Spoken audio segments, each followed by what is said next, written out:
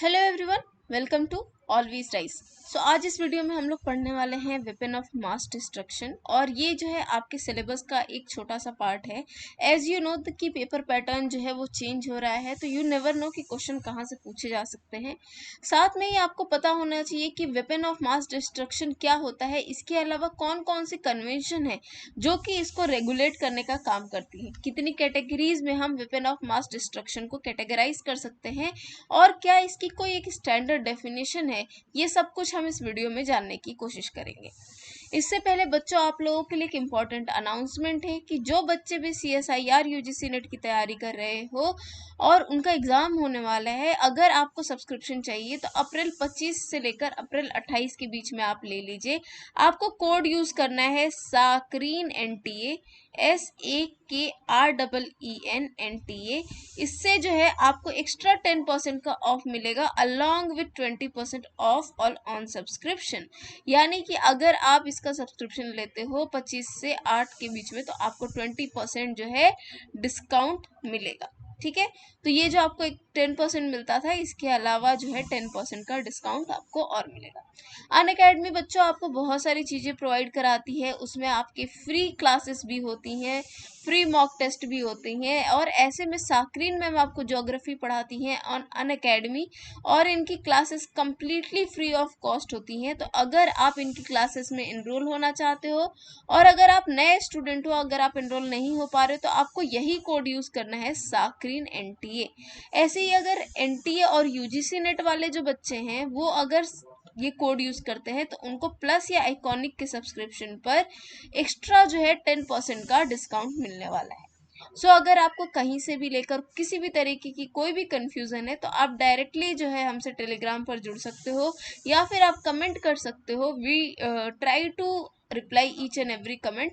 साकरीन ma'am से आप directly connect हो सकते हो, और आप जो है उनकी क्लासेस को न केवल एनरोल हो सकते हो, बल्कि सब्सक्रिप्शन से रिलेटेड कोई भी डाउट है तो आप डायरेक्टली उनसे पूछ सकते हो। तो चलिए हम लोग शुरू करते हैं। तो सबसे पहले जब हम लोग वेपन ऑफ मास डिस्ट्रक्शन की बात करते हैं, तो आपको पता होना चाहिए कि इसमें कौन कौन सी चीज़ें जो आती हैं।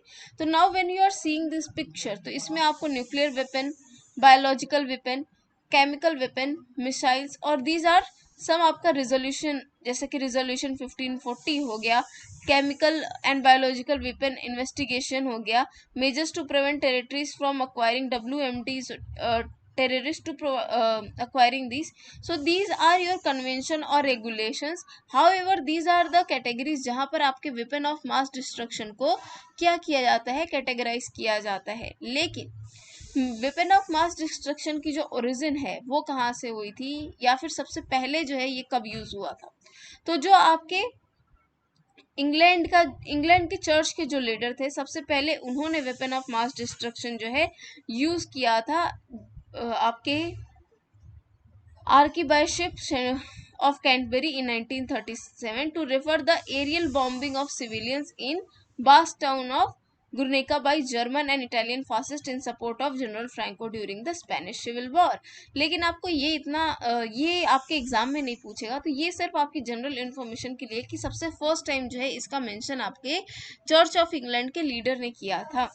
लेकिन जो आपका एक्सप्रेशन है वेपन ऑफ मास डिस्ट्रक्शन, ये आपके वोकेबुलरी में कब आया, तो ये अर्ली 2000 में आया था, जब आपके US के जो प्रेसिडेंट थे, president George W Bush, and UK के जो प्राइम मिनिस्टर थे टोनी ब्लेयर, उन्होंने इराक के जो इन्वेजन था उसको जस्टिफाई किया था कि जो गवर्नमेंट है सद्दाम हुसैन की, वो क्या कर रही है, वो इस वेपन को हाइड कर रही है। ठीक है, तो एक तरीके से उन्होंने बोला कि जो वेपन ऑफ मास डिस्ट्रक्शन है, सद्दाम हुसैन की गवर्नमेंट क्या कर रही है, उसको हाइड कर रही है इन इराक।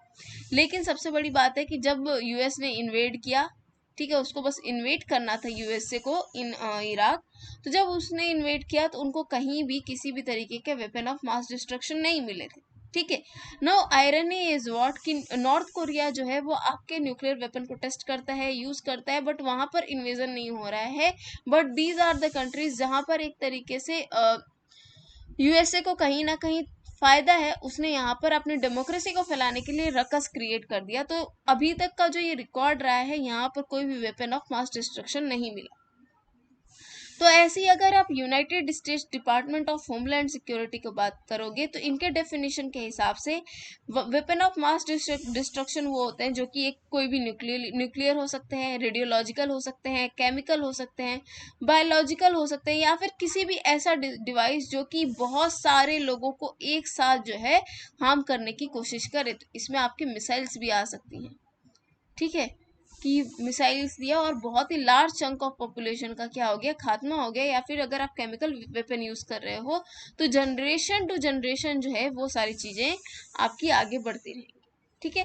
ऐसे ही इंडिया में जो है इसकी डेफिनेशन है, ठीक है, वेपन ऑफ मास डिस्ट्रक्शन, जिसमें इन्होंने बायोलॉजिकल वेपन्स और केमिकल वेपन्स को क्या किया है, डिस्क्राइब किया है, डिफाइन किया है। इसमें बोला जाता है कि जो आपके बायोलॉजिकल वेपन होते हैं वो माइक्रोबियल हो सकते हैं, या फिर कोई भी अदर बायोलॉजिकल एजेंट हो सकते हैं, या फिर टॉक्सिन हो सकते हैं, या फिर ऐसी कोई भी क्वांटिटी या टाइप हो सकती है जिसका किसी भी तरीके का कोई भी प्रोफिलैटिक, प्रोटेक्टिव या फिर कोई भी पीसफुल पर्पस के लिए यूज नहीं होता, उसका कोई भी जस्टिफिकेशन नहीं है, ठीक है।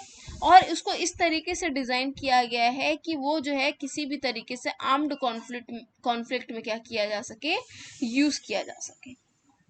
ऐसे ही केमिकल वेपन क्या हो सकते हैं कि कोई भी टॉक्सिक केमिकल या कोई भी टॉक्सिक केमिकल का प्रीकर्सर, जहां अगर उसका यूज जो है पीसफुल, प्रोटेक्टिव या फिर किसी सर्टेन मिलिट्री या लॉ इन्फोर्समेंट पर्पस के लिए नहीं हो रहा है, ठीक है, वो स्पेसिफिकली डिजाइन किया गया है टू कॉज डेथ और other harm through the toxic properties of those toxic chemicals, ठीक है, या फिर उसका उपयोग करते हुए किसी ऐसे इक्विपमेंट को डिजाइन किया है जिससे क्या कर सके आप उसको एम्यूनिशन डिवाइसेस में यूज कर सके, आप उसको वेपन में यूज कर सके। तो that is the definition according to India 2005 weapon of mass destruction.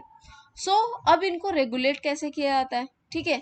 सो अगर हम रेगुलेशन की बात करें तो कुछ इंटरनेशनल कन्वेंशंस हैं, कुछ इंटरनेशनल जो है आपके प्रोटोकॉल्स हैं जो कि आपके वेपन ऑफ मास डिस्ट्रक्शन को रेगुलेट करने की कोशिश करते हैं। और इसमें बेसिकली आपके इस कैटेगरीज में क्या किया गया है, chemical, biological and nuclear weapon, इसके लिए जो है बहुत सारे इंटरनेशनल ट्रीटीज और ऑर्गेनाइजेशन हैं। अगर कोई आपसे पूछे कि मिसाइल्स जो होते हैं उसको भी हमने बोला कि ये भी वेपन ऑफ मास डिस्ट्रक्शन होते हैं, तो इसके लिए क्या है, तो इसके लिए एज सच स्पेसिफिक कोई भी कन्वेंशन नहीं है। जो आपके MTCR और ऐसे कन्वेंशन हैं वो आपके वेपन ऑफ मास डिस्ट्रक्शन से नहीं डील करते हैं, बल्कि वो कुछ एलीट मेंबर्स को क्या करते हैं, उनकी टेक्नोलॉजी को शेयर करते हैं। तो that is different thing and weapon of mass destruction is different thing. So कौन कौन से इंपॉर्टेंट ट्रीटीज हैं, सबसे पहला और सबसे इंपॉर्टेंट है जिनेवा प्रोटोकॉल 1925, जिसने जो है केमिकल और बायोलॉजिकल वेपन को क्या कर दिया, पूरी तरीके से बैन कर दिया। And the biological weapon convention 1972, ठीक है।